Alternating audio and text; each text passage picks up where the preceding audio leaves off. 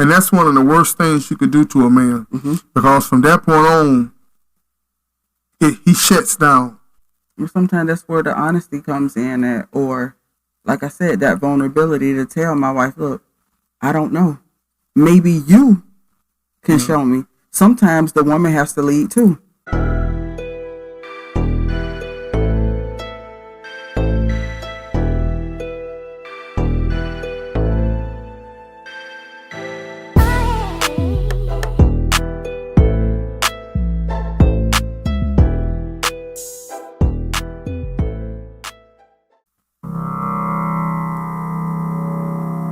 Ladies and gentlemen, this is your host, William Robinson, coming at you live today from the studios of Talk, Love, and Communication.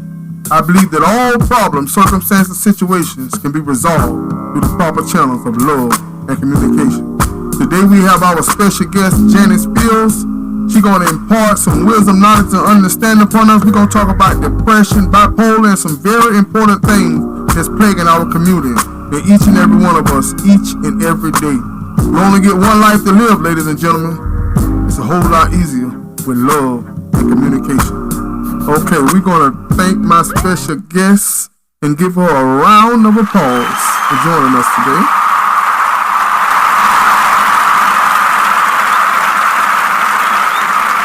Okay, how you doing now, Miss Fields? You doing all right? Yes, I'm well.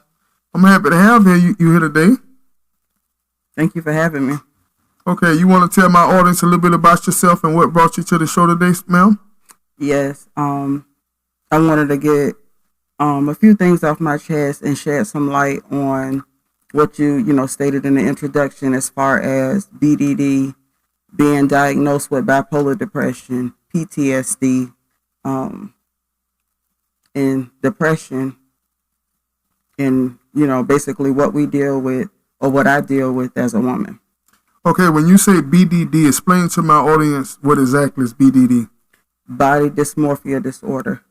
And not many people know that body dysmorphia disorder is I don't know whether to use the term sickness, but in turn it is a sickness because somebody could tell you you're beautiful or tell me I'm beautiful. But in my mind, I go to immediately my body image. Like, how could you say that I'm beautiful and I have this gut or I done gained this weight? That's body dysmorphia disorder. Also, a lot of women suffer from it, and men. That's why some people have multiple surgeries. Like, okay, and sometimes it stems from childhood. Little do we know, like when you haven't seen a certain family member in a long time, the first thing out of their mouth is, you done gained some weight. So as a child, we don't realize it until adulthood. Oh my God, my auntie or my grandma said that I'm fat. Let me go work out. Or I done gained some weight. Let me go hop up on this surgery table. And they saying things to you, not understanding that it misses with the mental part, that it's how it's affecting you, and they not. And in themselves, they're not meaning any harm. But it's important to understand that, sometimes our opinion need to be kept to ourselves. You know what I mean? But within families, sometimes we have a tendency to feel more comfortable. And sometimes they don't mean no harm. You know what I mean? So at what stage in your life did you realize that this was affecting you, and how did you go about getting diagnosed, ma'am? Being that I'm a realist, I really self-diagnosed myself. I saw one of the members of Basketball Wives, Tammy Roman. She was saying how she deals with it, and she was like clinically diagnosed from her therapist about BDD. In her mind, she is thin, like she's thin. So when people on the internet attacked her and was saying, oh, she done got too small, in her mind, she's thinking like, oh, I must be doing something right. I can't remember verbatim, but she was just like, I must be doing something right. So let me go lose a little bit more weight. Right. She got diagnosed with that at 13 years old. I got, like I said, self-diagnosed myself with it in my 30s. I done hopped on the surgery table. I'm just being real. I done hopped on that surgery table about 3 times and still don't like the way I look. I done gained some weight. Let me go hop up on that surgery table. Realistically, I'm not supposed to be doing that. I'm supposed to go work my behind out, like go work out. But I don't want to do that. I want to go take the easy way out. So, self-diagnosis, but I know that I have it. You know, I always tell myself, you know, I know certain people that have had surgery, and I tell them, hey, man, you ate that stuff on there, you go work that stuff off. You had fun when you was eating it. You get in there and get that gym, you know, get it from the muscle, you know, and working out and exercising brings about a different type of self-confidence because you putting in the work. So when you get the results, you only have yourself to thank. Therefore, it's encouraging you and making you feel better about yourself. You agree with that, ma'am? Yeah, I do agree with that wholeheartedly. But the other side is like, I hear what he's saying, and it makes sense. I know what to do. Some days I have that confidence, like, I'm the shit. Like, can't nobody with me. But then the other day, or probably the same day, a few minutes later, or a couple of hours later, I'm like, ooh, I hate the way I look. I need to go spend some money on the surgery. You know, and I think it comes from, like you said, a lot of the childhood things and how we were raised and the mentality that we have. You know, me myself, I'm an overweight man, so to speak. You know, but I love me. I'd rather be me than anybody else. You know what I'm saying? I love me over anybody. I mean, in my younger days, I always, you know, had a little size on me. If I go to the beach, I take my shirt off. Hey, it don't get no business here. You know what I mean? But that's me in my mind. And a lot of times, you know, I've learned, especially women, you know, women look for different things in men. And, you know, and it's self-confidence. And self-confidence, you can build that. You know, I used to look in the mirror and give myself the I am speech. I would look in the mirror and tell myself, I am a child of God. I am blessed. I am wonderfully created. I am prosperous. I am, you know what I mean? All these things that you desire to be, you have to build that one step at a time. You know what I mean? And you can do it. I believe that you can do it, you know. You know, we just got to fight. You know, we never give up. The same feistiness that we have when our opponent, our enemy, or whoever our opposition come against us, don't allow the BDD to come against you. Fight it back like you would fight me. It comes out sometimes. Like, let somebody call me ugly. Who you talking to? I know I'm fine. And then when you go home, it's a different story. And I also have to take into account society, what every other woman looks like. But see, if I may add, it's a lot of people, you know, one woman may desire to be thin. One woman may desire to be chunky and thick. You know, it's all about embracing yourself to me at that point. You got a lot of women that go and have surgeries to have what you have. But then you may go and have a surgery to have what the other woman have. You know, it's beauty lies in the eye of the beholder. You know, okay, how do you think this ties into depression? It is depression. It ain't got no look, but it is depression. I don't know no other way to sum it up, but it is depression. Looking at yourself in the mirror, smiling sometimes, and then it turns into a frown real quick. I don't like this stomach. I know to go to the gym. I know that. Like, that realistic part is go to the gym, but that self-motivation ain't there. And that's where the depression comes in at. It don't have a look. It's eating compulsively, like impulse. I'm gonna go eat my depression away. You know, you have several businesses. You have JE Financing and Consulting Services. You have JJ's Sanitizing Services. You have Meek and Sincere Care Services. So you are a woman that is motivated. You have a drive. Internalize that same drive, because none of these services is anything without Janice Fields. You understand what I'm saying? So love Janice first. When you learn to love Janice first, everything else fall into place. Because if you in love with you, who cares what the dog think or the cat think? You understand what I'm saying? I hear you. Don't get me wrong, William. I hear you. But like I said, it's that realistic side of me. And then there's that, it's kind of like I hear what others think, but I don't give a what other people think. It's on and off. Like I said, 1 minute I'm confident in how I look. Let somebody call me ugly, or they got a bad body, please. And then it's that other side of, maybe what they said was right. I do need to lose some weight. And then that's when that BDD comes in again. It's like a defense mechanism. When they say it, you defend yourself because you do love yourself, but that doesn't mean that the words weren't spoken.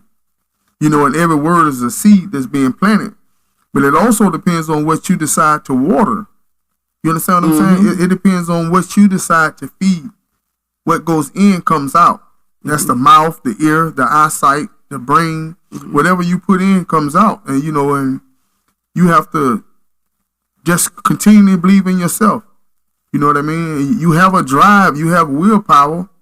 So, just take that same drive and implement it within Janice. So at what point, what do you do to come out of the rut? Let's say you're feeling good and then you feel bad about yourself. Whatever the BDD kicks in, what do you do normally? What do you see that works, that brings you out of this rut? Trap music. Hypes you up. For the moment. Does it bring about problems sleeping? Oh, yes. Again, that's where my logic comes in too. I know that your health and your physical appearance has a lot to do with sleep, if that makes sense. If your body is restless, that contributes to your weight. I don't get a lot of sleep. I toss and turn, constantly getting up.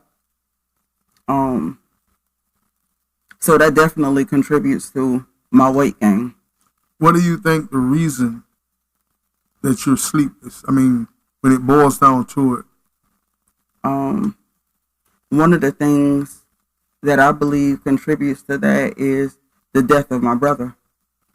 When my brother passed away, before he passed away, he called me, and I was working at the post office then, so I would go to bed early, but everybody knows me, my eyes start burning about 6:30, 7 o'clock.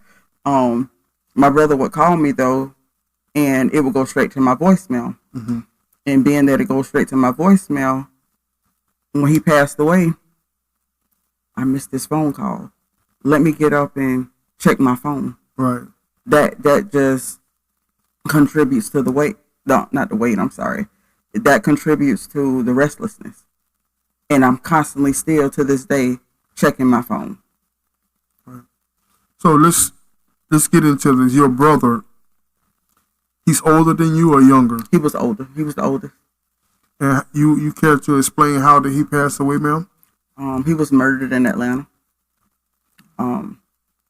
And I'm not ashamed to say this. My brother, he was homeless in Atlanta, and he was an addict. He was a drug addict. Drugs run rampant in my family, I'm sorry. My dad was a drug addict. My uncles, I can't say my aunts, but my uncles, mainly the men in my family, were drug addicts. Never thought my brother would grow up an addict because he used to always say, if I ever be on drugs, man, shoot me, that's just a form of. Yes, and I would never do that. I could never see myself doing that. Did you ever talk to him, and found out what caused him, what happened in life to change the mindset. Later on in life, I didn't find out really until before my brother's death, kind of like his mental was off. And he started talking later on in third person. We don't find out later on until, sometimes it's too late, and the mental health, the emotional trauma. All three of us, because it was my brother, me, and then my sister. All of us raised in the same house, same mama and daddy. Me and my sister, I seen early on how drugs affected my dad, my uncles. I'm like, I'm not going to be like that. I seen what it did to him. But my brother, he went the same route that my dad took. Like I said, all of us raised in the same house, same morals, same values. But my brother went to drugs to cope. And I was sexually molested at 10 years old by my dad. And I didn't know how much it affected my brother, like I said, until later on, when he started lashing out. He was the first person I told, I think, when that happened to me. And so to cope with his own troubles and stuff, he turned to drugs. The same route that some of my family members, the same thing, the very same thing that we like tooted our nose up against or like downplayed, it affected him. Sometimes when tragedy happens or we see things, we witness things as children, we either grow to despise it and never do it, or we grow up somehow or another to turn out just like that. And like you say, you can have children in the same household and take such a different route. You say you were molested by your father at 10, and it affected your siblings, and you say your brother was the first person you told. How did it affect the family? Well, how many years, how long did it go on before it was, stopped?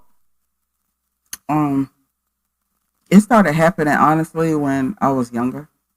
Like, not the trying to penetrate me like it did when I was 10 years old, but it started early on, like him calling me and my sister sometimes in the room, not at the same time, but different times. My mama would be getting us ready to drop us off to daycare or whatever, or school. He would call me in the room. He's laying in the bed. First sign of me seeing a man lazy. Didn't think nothing of it back then, but call us in the room, give me a kiss, or him scooting up against me, like his penis and pressing himself against you. But I didn't know no better. Right. Than my dad. So later on, it turned into that. To my daddy cut hair for a living, and if nobody knows that, some people know that my daddy was one of the baddest barbers here in Ocala. Mm-hmm. All the money went to crack. But he would call me in the garage when we stayed in the shores. Like, fast forward to about 9, 10 years old, he would call me into the garage and just be talking, and it'll be a dude or a boy, younger boy, I don't know how old he would be, and he'll be saying stuff like, "Hey, come kiss him." I'm like, no. Me being always the one to get us whoopings because I was so honest, I'm like, no. So your dad would ask you to kiss the little boy? Mm-hmm. Still, no. And I want to say that same summer, that's when I got sexually molested. And every girl looks at dad as Superman. That's your Superman. That's your first love. And how do you think that by that happening to you, the childhood trauma, how does it affect your relationships today, moving forward as a woman? I don't mean to cut you off, but you know how I am. I have to get it out. Promiscuity. Being promiscuous. And I don't hold nothing back. Promiscuous, trying to look for love in all the wrong places. I always believe that a lot of women, and a lot of times we think that doesn't happen in our community, but a lot of times in the black community, a lot of the young women get molested by family members most of the time, but we sweep it under the rug, and we so tough and we act like it doesn't matter. But then later on in life, as you are now an adult, these things come out. You may have a man that have no knowledge of this, and he does something to trigger it. And I would imagine that it's hard to love due to the fact that the very person is supposed to love and be my protector, now I have a man coming in trying to love and protect me. It's confusing. It can out. be, You lashing out, you angry, you don't trust men. And sometimes we don't even talk about it. And this never happened to me, but it's not just always men, it's women too. And then not only that, fast forward, let's go to high school. The dope boy's trying to talk to you. You in high school. You 15, 16 years old. You don't think nothing of it. But next thing you know, you sleeping with a older dude. Were you a full size, meaning? I was always shaped. Shapely. Mm-hmm. My dad, let's rewind it a little bit. My dad, before he wanted to take the trial, a deposition? Mm-hmm. I ended up getting a hold of the deposition at a young age and reading his statement, his version of things, and he was like, my shape reminded him of my mom when she was younger. So I was always shaped, a little developed more than other females. Always had the big butt. Always had like the flat stomach. Kind of like that's what a BDD is. Comes in at I had the shape that other women pay for now. And do you think that being shapely, and even though you may look in the mirror and to everyone else, you may be beautiful or you may be shaped perfect, but because of that situation and knowing that, in his mind, his twisted mind at the time, mm-hmm. that contributed to one of the most traumatizing things that ever happened to you in your life. So when you look at yourself, you don't like yourself because of, the trauma that caught, in his mind. You know mm-hmm. what I mean? You think mm-hmm. that? Yeah. You ever looked at it from that point? Mm-hmm. And, I always have to say that, understand this about me. I forgave my dad. When my brother died, mm-hmm. I had to be the one I chose to be the one to make that phone call. I was so excited to talk to him. I hadn't talked to that man in 26 years. He ended up getting a life sentence without the possibility of parole. I forgave him. I was so excited to talk to him. I haven't talked to him in 26 years. And I thought I could forgive him, trying to build that relationship back up with him. I do forgive him, because without him, I wouldn't be here. I wouldn't be as strong as I am. So if you could try to understand that, people might be saying or looking at this like, how can you forgive, but you taught forgiveness in your church? So please try to understand that I forgive him because I wouldn't be here. I wouldn't be strong. I wouldn't have the strength that I have. You have to forgive sometimes the person that broke you. Mm-hmm. You forgive for you, not for yes. him. You forgive for you. And also in the end, it's dad. Naturally, you're going to have a desire to want dad. And by him doing that and leaving and then even the confusion of, in the end, that's the first person you're supposed to love, and the first person you had sex with. It's bad, but in all things, every level of love, was contributed to this man. And you mentioned earlier about being promiscuous. promiscuous. Yeah. You know, me and my country talking now. But, so you think that causes you to be that way in some form or fashion? Mm-hmm. Because, and I always believe that women that are molested or raped, it takes, especially from a child, it takes their innocency away. It takes what makes them a girl. You know, it kind of takes it away. Mm-hmm. You know, and for a woman to, you know, we look at sex, we all adults, but, you know, when a woman lay down and allow you to come into her, you understand what I'm saying? That's special. Mm-hmm. That's unique. Most women will not allow a man to enter them without caring for them.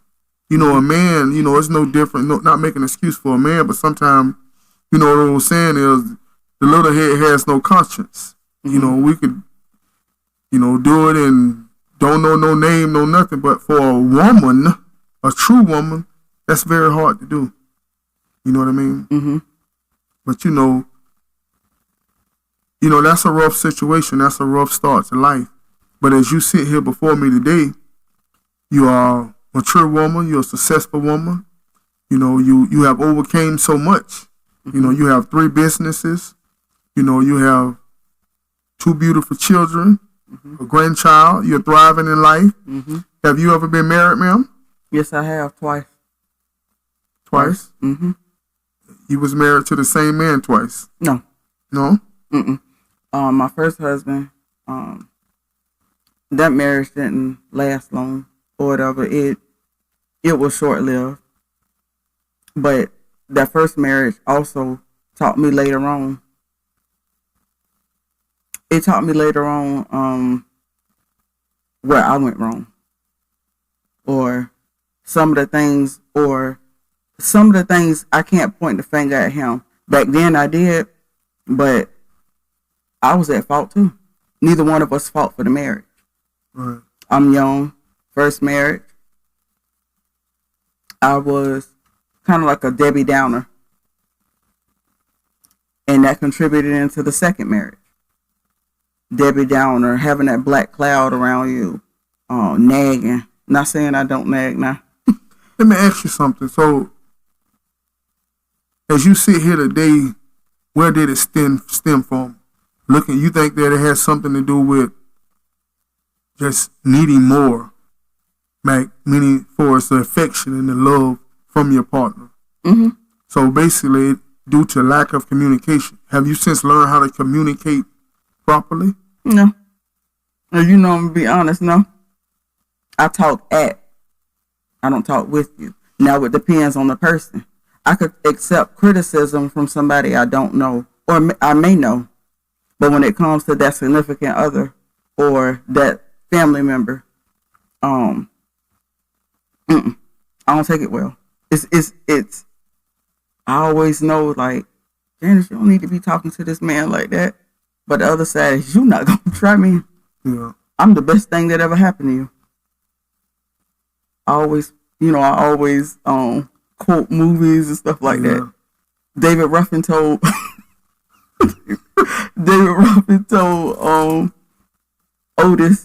Otis Williams and the members in the Temptations that I'm the best thing that ever happened to this damn group. I'm the best thing that ever happened to you. And likewise, if out of every man that you knew at that time in your life, and you married this man, evidently he the best thing that ever happened to you. Yeah. Also, you know. Yeah, and see, that's another thing too with women. Sometimes we only say, or the Bible speaks of, what is it? When a man finds the wife, he findeth a good thing. Mm-hmm. It's not always just a man finding a wife. Sometimes you got that trauma woman. He's the best thing that ever happened to you too. That's right. He's the best thing that ever happened to you. So you have to make him happy too. You know, it goes back to the traditional roles, you know, and everyone wants to quote the Bible and everybody wants to, I talked before about everybody wants the Savior. When it comes to Jesus, everybody wants the Savior, mm-hmm. the one that saves you and deliver you from all your trouble and your sicknesses. But nobody wants the Lord. Lord means ruler. Nobody wants to follow the rules that Jesus implemented, which is to simply love your neighbor as yourself. You know, if your best interests have him at hand and his best interest is with you at hand, everyone should be happy. Everybody want to be the chief. Nobody want to be the Indian. You know, and in today's society, it's, you know, even when you get married, they take submit and obedience out of the thing now. I mean, that's the way God made it. He knew he knew when he was coming back and it would be 2,000 years later. He meant what he said when he said it. You know, but, you know, it's things we all have to work on as far as the male and the female and things of that nature. But I believe that communication is the key. Mm-hmm. You know, and as we sit here, you able to identify, quote unquote, some of your shortcomings. Mm-hmm. You know what I mean? So with that being said, it goes back to, hey, I need to go to this gym. I don't like this. So I'm going to do something about it. You know, and it goes hand in hand with, as you was being raised, you know, your dad, your mom taught you about keeping our house clean and so forth. And you have carried that on. When you see the kitchen, that has to be done. See, there's no question asked. You're not going to go to bed with that kitchen dirty, right? Mm-hmm. So therefore, if I have eaten this Popeyes and this McDonald's and this Pizza Hut and this Crunches and Munches, I don't like it, I'm going to do something about it.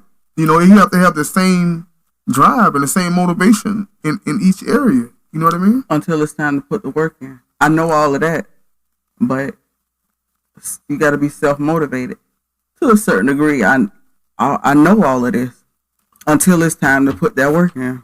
Okay, do you share with your significant other your insecurities? And is he there to support you? You know, a lot of times, you know, when we talk about the man being the best thing or the woman being the best thing, that's important that we support each other in our insecurities. We should be able to share these things, and I should be able to push you in that area. You know what I mean? I understand the insecurity thing, but that's a you thing.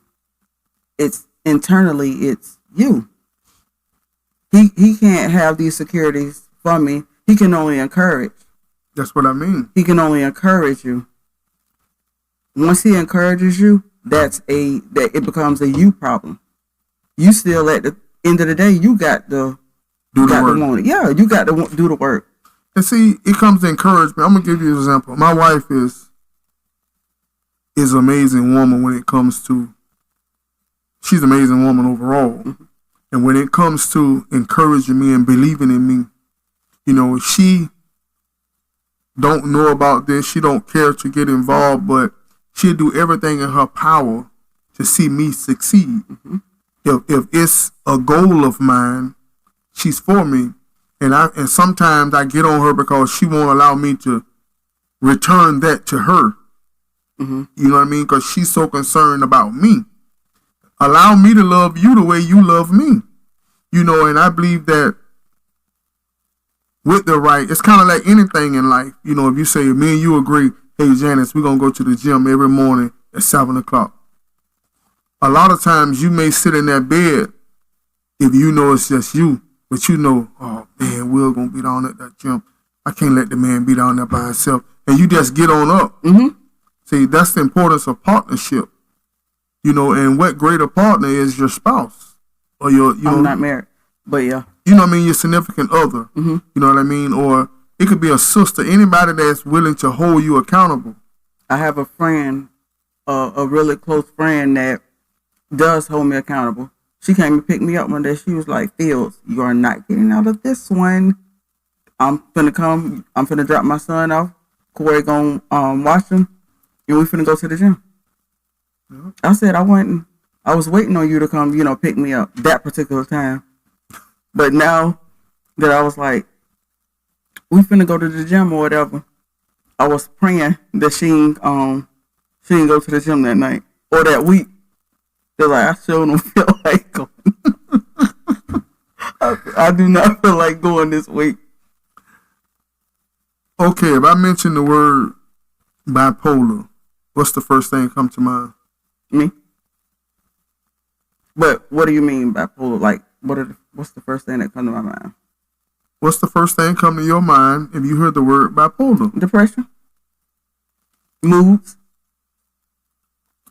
To my audience, explain how can they identify symptoms and signs of bipolar? All of them overlap each other. Sometimes they tie into each other. Bipolar, it is a mood. Like 1 minute you like high, and then it can be like 2 seconds later you low. And people contribute that to like mood swings. And I know, like I said, I'll always be real. Nobody don't have to put up with that. Nobody have to put up with my 1 minute I'm high, the next minute I'm low. But I also try to protect the people around me if I don't feel like being bothered right then, because that energy shifts and it transfers. So being that I have a really great support system in regards to one of my close friends, she deals with bipolar. And that done trickled down to my oldest daughter. She's bipolar. People don't have to deal with you. They want to deal with you. And they, choose to love you through that. But it's one of those high 1 minute, low the next minute. And when I say high, I'm not talking about smoking. It's mood. It's your mood. I'm sorry. They like I said, they tie into each other. It's bipolar depression, bipolar disorder, and then you might have PTSD. You might just have depression by itself. What else? It's also emotional. People forget that emotional trauma, the emotional stress. All of them kind of feed into each other. And a lot of times it's men, and we amongst ourselves, we always say, "Oh man, my wife, she's bipolar, man." And sometimes we say that loosely, but to someone that actually suffers from bipolar, when you hear someone use the term loosely, how does it make you feel, ma'am? It made me feel some type of way. But I also have to understand too, they don't know no better. So it's up to you to educate them. And some people don't know that they're dealing with it, because it's one of those things of being swept under the rug so long. Right. But the only time people want to listen to mental health in that regard, is when mental health is when a celebrity is talking about mental health and supporting certain people. Or we want to listen to it because Taraji P. Henson, she talks about it. We want to listen when what's her name? Jennifer Hudson? No, not Jennifer Hudson. It's the older lady. Jennifer Lewis. She talks about it. We only listen when the people that we know that's popular, or the celebrities, when they talk about it. But I'm talking about it too, because I ain't got no name for myself. Oh, I'm finna just shoot off. They and that's why it's important to use your status to push important issues in life. Me, myself, this podcast is called Talk, Love, Communication. And I do actually believe that all problems, situations, circumstances can truly be resolved through the power of love and communication. When you think about any issue in life, it boils down to communication and love. Because if we love properly, we will forgive. Who are you talking about when you say love? Because in my mind, when you just said that, it's like, it goes back to that childhood trauma. How can I love? It's like certain individuals who took my innocence, or that's a hard pill to swallow. How could I love the person that took my brother's life? Like, and God want me to love that person? Ain't no way in hell. It's hard. And, that's why the reward's so great. I think in that level, it's different stages and different levels of love. There's different aspects to love. You know, and when we talk about love, I think, you know, for the man that took your brother's life, it could be as much as, that doesn't mean that you may want a fellowship or go play cards with him or write him a letter every week. It may be as far as understanding and accepting that God is in control. You know what I mean? When we think about things like, that's very hard. That's a hard one. Mm-hmm. You know, and I've had people in my family that was murdered, you know, and throughout my prison sentence, you know, the guy went to prison before me, and I always wondered what would be my response if I were to see him. Mm-hmm. You know, he innocently took my family member life. You know, Mm-hmm. what would my response be to actually see this man? You know what I mean? And it's hard, and I can't say I have the answer to that, but it goes back to the Lord and the Savior. We love and we forgive and we forget because he said so. Period. And when we do that only because he said so, that's why our reward is so great. But it is a hard thing to do. You know, Jesus himself was on the cross, and the very people that nailed him to the cross, he said, Father, forgive them. For they know not what they do. For they know not what they do. But I'm not there yet. And that's understandable. But that's where we strive and we seek to become like that. That's why we constantly pray and we ask God to mature us to that level.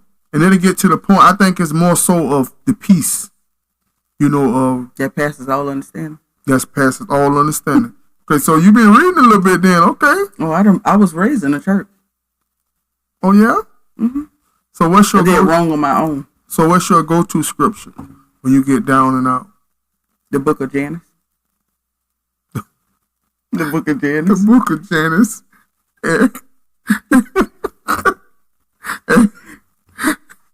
So you... No, I can't. I always forget it, but it's Proverbs. I know it's in the book of Proverbs of when a man's ways are pleasing to the Lord, he'll make even your enemies be at peace with you. That's right. That's in Proverbs chapter 16, ma'am. That is correct. You know, I encourage you, you know, my favorite scripture in the entire Bible is Romans chapter 8, verse 31. And it says, if God be for you, Janice, who can be against you? Who could be against you? And you, when that really settles in,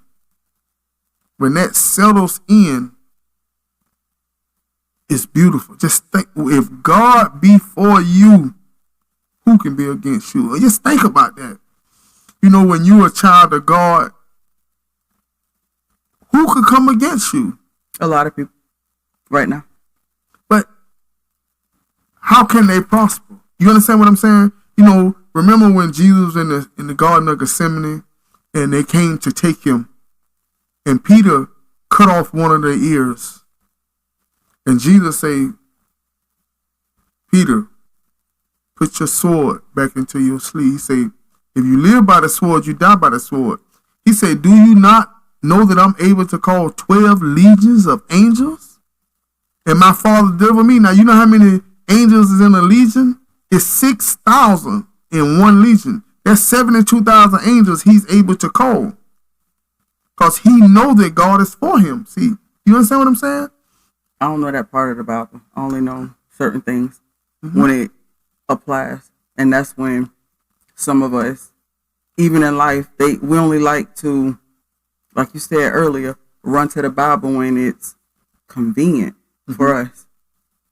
People be wanting to quote, and what they say, they ain't that the spirit of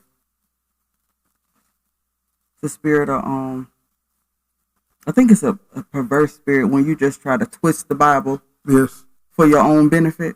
That's fake. See, the Bible, excuse me, is put in place. The Bible says, call on me in the time of help. It say, come boldly to the throne of grace. Okay, if at least, like you say, hey, I may not go to church. I may not, you know, I don't want to be the one. I've been doing all this wrong, so I don't want to run to him now that I got caught. Some people don't know to run to him. You understand what I'm saying? That's what he's there for. To come to him in the time of need. Trouble. Yeah. Some people don't acknowledge him and don't have no relationship enough to come to him. They believe in self. That goes back to the book of Genesis. But we have to go to him. He's there. It's just like a parent. Okay, if your daughter don't supposed to be driving and she sneaks and gets your car in the middle of the night and she wrecked that car and get in trouble, who the first person you want her to call? Me. Who? Me. The book of Janice. The book of Janice. Mm-hmm. Now, even though you her mother and she did wrong, the first thing gonna come to her mind is mama. Mm-hmm. Me, I turned 49 years old yesterday. Well, Saturday. Happy late birthday. Thank you very much. And I fell yesterday. And as I was falling, the first word out of my mouth was mama. You understand what I'm saying? Yeah. So, understand who your father is. He wants you to call on him, Jesus. He wants you to call on him. You understand him? That's what he's there for. That's why he came and made the sacrifice that he made. So don't ever think that's the enemy. Don't ever think that, well, I'm out here doing this, doing wrong. I don't got caught. Now I want to call on Jesus. Okay, out of all of your businesses, which one you have the most passion for? Money. Texas. Yeah. But no, the elderly community, honestly, because we all want somebody to take care of us sometimes like our grandmothers or whatever. Because sometimes the grandmothers are the ones that raised us because, certain family members done did drugs. So that grandmother is there. Mm-hmm. And you want when you put your person in a assisted living facility or a nursing home, you want them to be taken care of just like that person has taken care of you. So I really thrive on the elderly community because they possess so much knowledge and wisdom, and they can share things with you that, that they've done or witnessed early on in their life. Okay, shout out to Meek and Sincere Care Services, man. Janice Fields, man. Meek and Sincere Care Services. So that's the one you have the most passion for, correct? Mm-hmm. So tell us the kind of work that you plan on. Where do you foresee this company in the next year? Definitely having employees. And I'm still going to be, hands-on. I ain't scared to get out there and get it, and I ain't scared to get out there and work. I believe that as my business prosper, so will my employees, speaking it into existence. Whenever I go, get to a certain level, my employees going to be there too. You also have to, how can I say it? You also have to be appreciative of those up under you. That's right. And they're not up under me, that we all equal. That's right. Because you wouldn't be successful without them. Exactly. You need them and they need you. So tell me, explain to my audience the services that you provide, ma'am. With just that one? Or, yes, ma'am. Lighthouse keeping, meal preparation, to and from doctor's appointments, medication reminders, what else? It's a lot that you could do with that, but it's also like limited. People they have to understand that being a homemaker and companion. Oh, I'm sorry, companion services too. When you're doing a homemaker and companion business, it's assisting the patient or the client. I can't take you to the bathroom, but I could assist you with walking that client to the bathroom. Right. I can't wipe you, or if they have trouble cleaning themselves or wiping themselves, right. I can't do that. That's personal care services. Right. It's limited. So if you get caught doing that, sometimes your business, you got to be mindful of what you're doing because they could come in at any time. So basically, you can't allow your heart. Mm-hmm. They want to, my God, I want to help them. I want to go the extra mile, mm-hmm. but due to laws and regulations, you have to stay within your lane as far as the services that you provide. Yeah. And you have to have a certain type of heart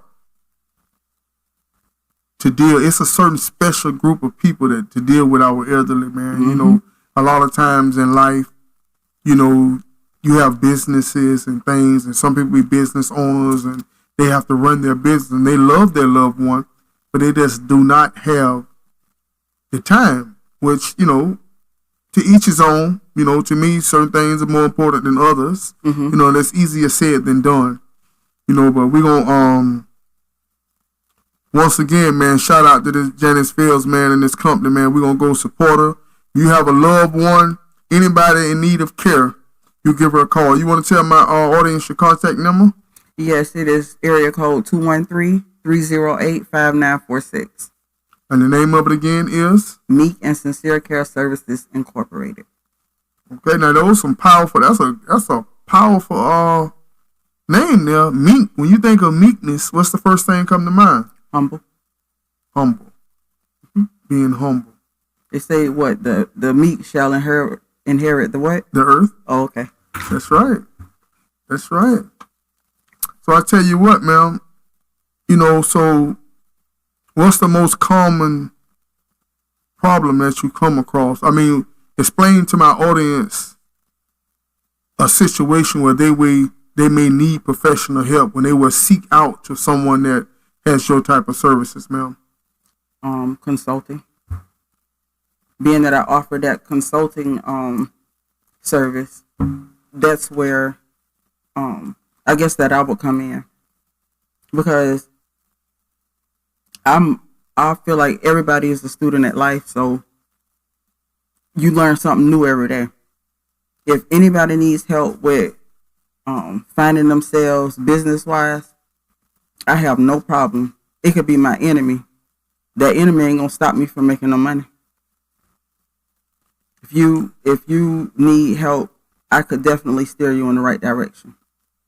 So let me get this straight. So if you have a loved one in a nursing facility, and you're too busy, and you're just the family not able to come up there often, so your services will come and sit with them. So for example, you can be paid to come sit with grandmother from 8 to 12 Monday through Friday. And that way she'll have someone in companionship with, to play games with, to tell stories to. So those are the kind of services that you.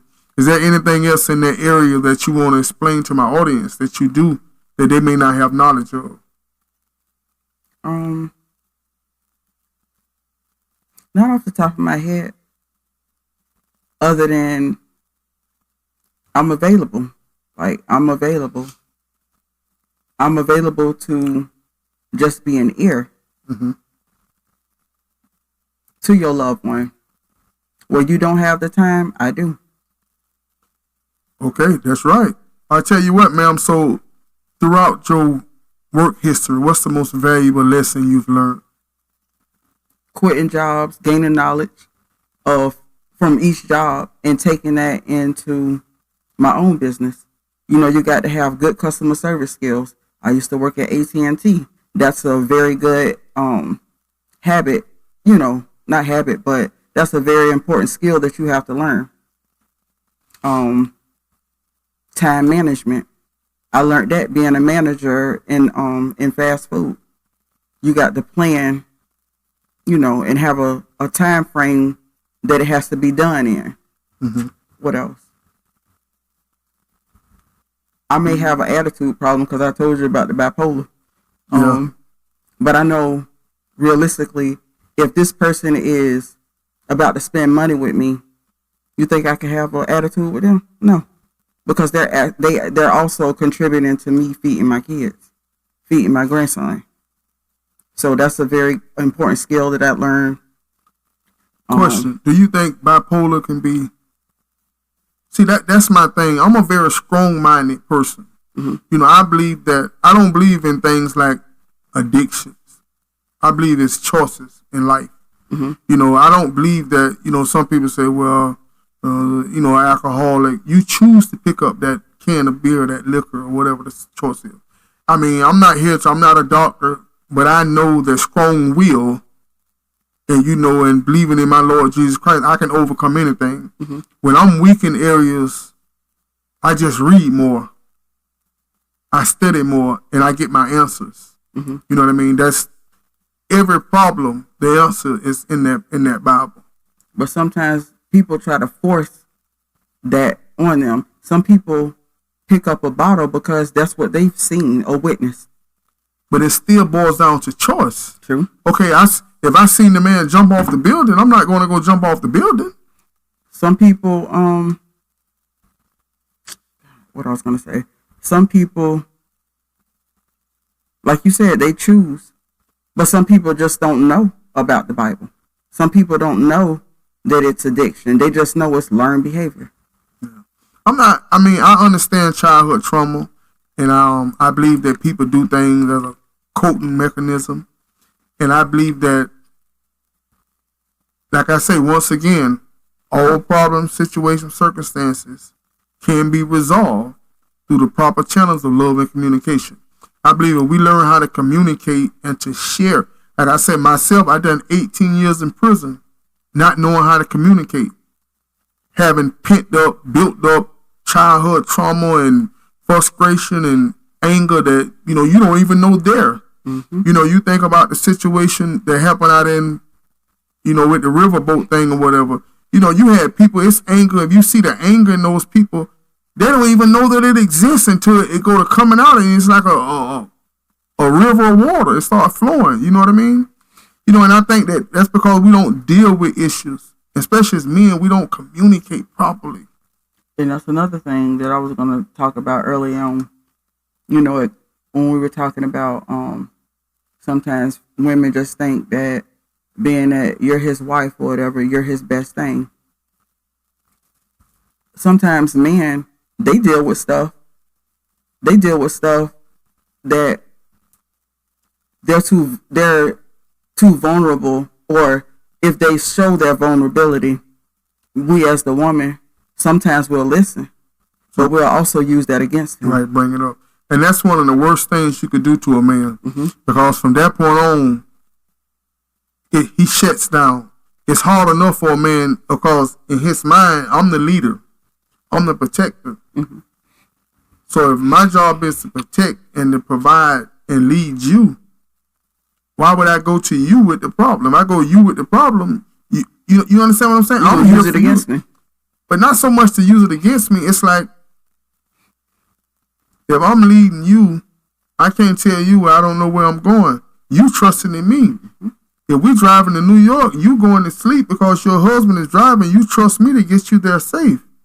Sometimes that's where the honesty comes in at, or like I said, that vulnerability to tell my wife, look, I don't know. Maybe you can show me. Sometimes the woman has to lead too. It's not always just dependent on the man to guide us. Sometimes the woman can guide you if that man is willing to listen. One of the most strangest things, me as a man, as a young man, I was pretty rough around the edges. I got my beliefs, my dumb beliefs, and I used to see old school, my uncles and stuff, man. They would say, older guys I used to work with, they used to say things like, oh man, I just give my wife the whole check. I just put $50 in my pocket. I'm like, man, you got to be crazy. Man, you got to be crazy. You come out, hey, what you want to get? You crazy. You know what I mean? And now, myself, my wife just pay every bill. I don't know when nothing do. No nothing. I just give her what I have or whatever supposed to be, whatever going on, and just trust that she take care of it. Mm-hmm. So we are stronger than others, and the woman could be stronger in certain areas than the man will. And with that being said, you allow her to lead in that area, mm-hmm. because in the end, the two shall be one. The two shall become one flesh. If I fail, you fail. Mm-hmm. If I get discouraged, you're there to lift me up. If you get discouraged, I'm there to lift you up. You follow what I'm saying? Mm-hmm. So I tell you what, man. This the part of the show, the fun part. that we're gonna play a game called Fill in the Blank. I'm gonna ask you random questions. You know, you tell me quick, decisive answers. First thing come to mind, and we're gonna see where this goes. You ready? Mm-hmm. Okay. I've always wanted to be a billionaire. I love when someone. I don't know. Can relate to my realness. If I had to do it all over again, I would have managed my money better. My favorite holiday is. Really got no favorite holiday. It aggravates me when people lie. And why is that? Why is it? Who are you afraid of? Who are you afraid of? You grown. You know, it's funny you say that. I'm like, why would I lie to you? Ain't like I'm gonna get a whipping. That part. You know what I mean? Who are you to lie to? But I do tell the white lies. It depends on who it is. Okay. So what's the difference in a white lie and a black lie? It depends on the situation. Everything is situational. But what's the difference in a white lie and a black lie? It's like a smaller lie. Which a one white lie is the small one. And that's what society has taught you, that the white one is a small one and the black To one me, is a big one. that's the book of Janice. Okay. Okay, the best quality someone could have is honesty. If I was God, the first thing I would change.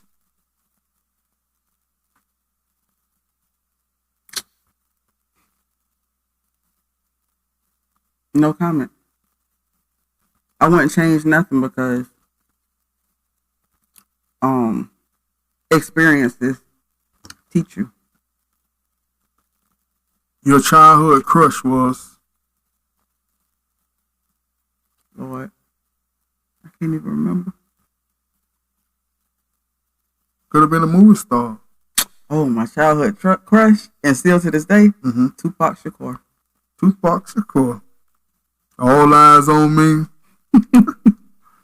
If I could travel anywhere in the world, it would be Egypt. My favorite movie is. Man, please don't ask me that question, because I can go Jason's Lyric, Poetic Justice. I don't have one. I like dope boy movies. Love them. Love them. And why do you think the reason for that is? Related to childhood. What was the best years of your life?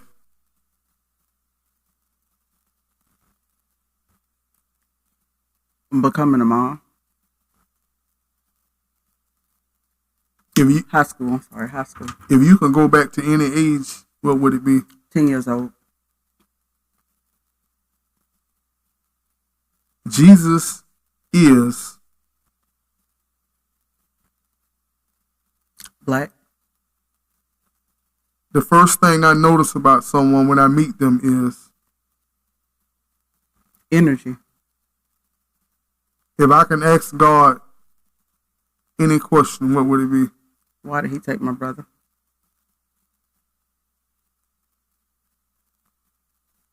When you first met me, what were your thoughts? Chair. Chair. Okay. Since you first encountered me, have your perspective of me changed? You've grown. Excuse me? You've grown. In what way? Every way.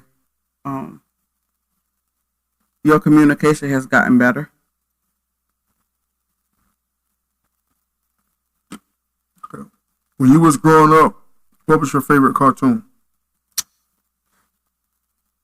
Captain Planet, Darkwing Duck, Looney Tunes, Bugs Bunny, Batman.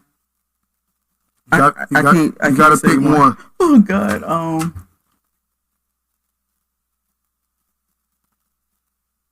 want to say Batman. Batman.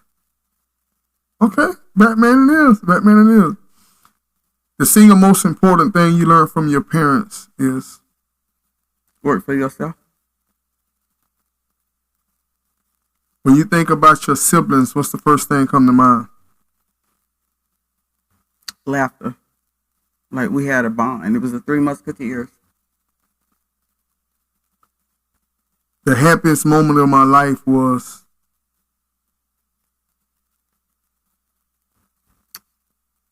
Finding myself, and I'm still finding myself. blank has been the biggest influencer in my life.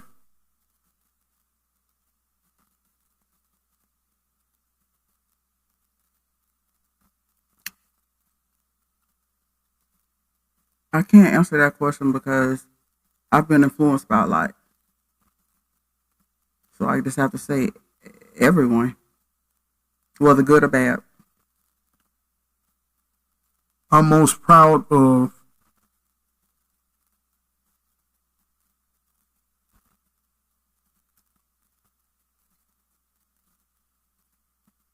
Overcoming. I agree, that's great, man. My most funniest childhood memory. Y'all see the jury. My most important childhood memory. Yes.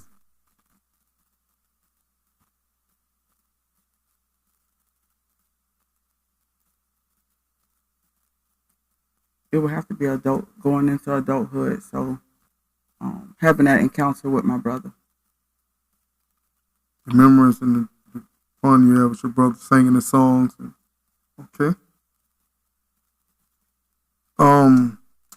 You would like to be remembered for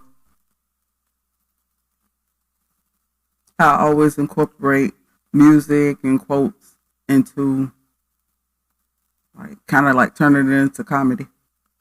I mostly regret Nothing. the future holds.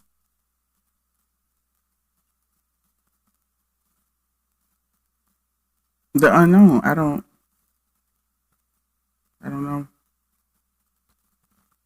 What kind of advice would you give your younger self?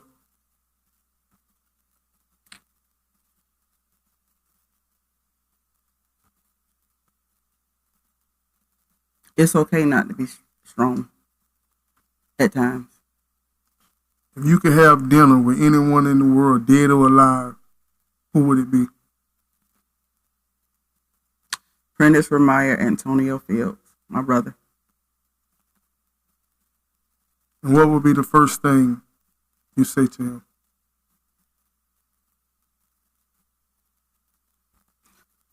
Why niggas look mad? You should be happy I'm free. And I turned that around until when he passed away. I said that at the funeral. Why y'all look mad? Y'all supposed to be happy I'm free. You don't got to suffer no more. That's real. When you was growing up as a little girl, your nickname was? It was Daisy Duck, and my grandma still called me Wanny. Not many people know that, but that was my nickname, Wanny. Little Win-Win, huh? Yep. I tell you what, this is a part of the show where it's called AMA, where you, Janice Fields, get to ask me anything.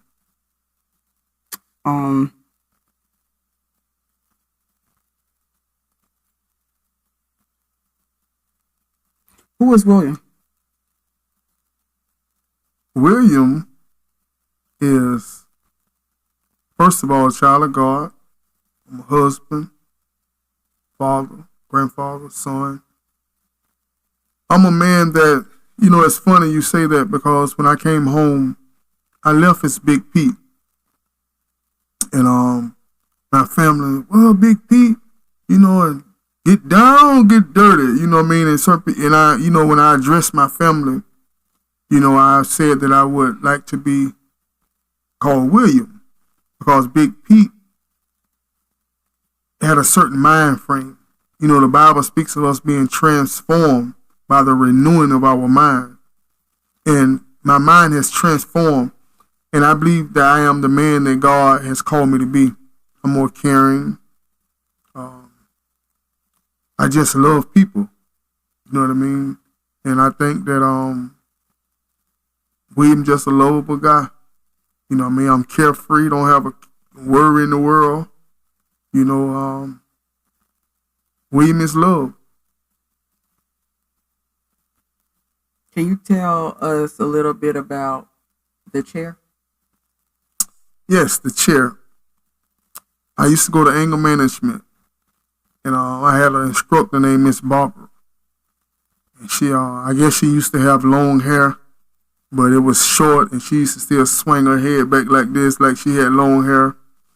And I used to go backwards and forward with this lady all the time because I didn't realize I had a problem. And one day she put her hands up. She said, "You know what? I tell you what, class. I want everybody to know that William is a chair." I say, "A chair?" So I'm looking at her, this lady crazy. What's this lady talking about? I'm a chair. So I'm looking at the other people like, this woman crazy. So she say, "Are you a chair?" I say, "No." So she said, "Neither are you a son of a B, neither are you an a-hole, neither are you an MFer. All of these things that people say to you that causes you to be angry and act out. You're none of these things." You know, and that taught me, that seems so cliche and so simple, but that taught me so much, and I never forgot that. Mm-hmm. You understand what I'm saying?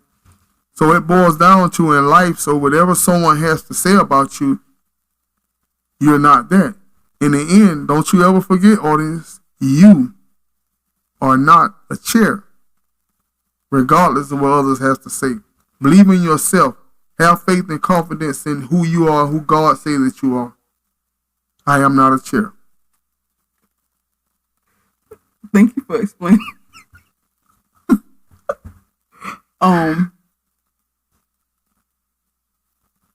What's your definition of humble? My definition of humble is compromising,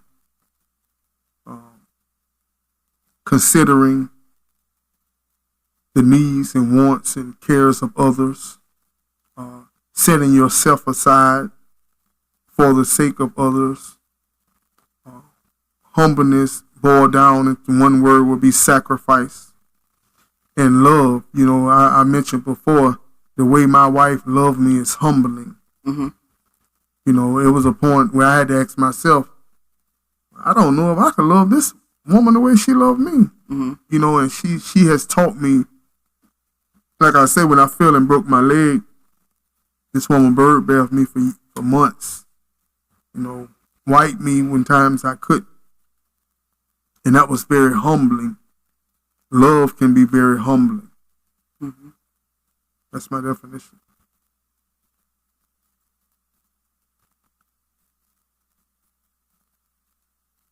Nothing else come to mind. Where do you see yourself going with your podcast? You know, at the time when God gave me this vision, He used to show me things. I used to see things that I didn't understand. It was kind of like I have things in my mind that I want to do. I would like to be able to receive phone calls from prisoners. And the prisoners, I would interview them over the phone. And I would go live and play back the conversation so the community could hear the testimonies of these guys. You know, everyone in prison is not bad. You know, and some people are innocently in prison. And some people have truly changed. You know, anything that can encourage our youth, man, so they can hear a story and maybe not fall and go down that path. You know, I also see myself having short films, like when we talk about communication, we talk about everyday life, things that go on in our community, things that go on in our everyday life, maybe a 5, 10, 15 minutes clip and then I go back and replay it to my audience, and we are able to communicate. Okay, who's right? Who's wrong in this situation? What would you have done in this situation? Because understanding is everything. You know, I do it all. I beat Mike Tyson until I get in the ring with him. You understand what I'm saying? So, with that being said, watching these videos be able to put us in a certain situation to where we would know how to deal with that if we're faced with it. What's your definition of patience? Enduring. You must endure and believe. You know, patience is something that, you know, the Bible speaks of those who endure to the end shall be saved. That's patience. Despite what's going on, despite what your eyes see, believing in the outcome that you desire. Mm-hmm. You know?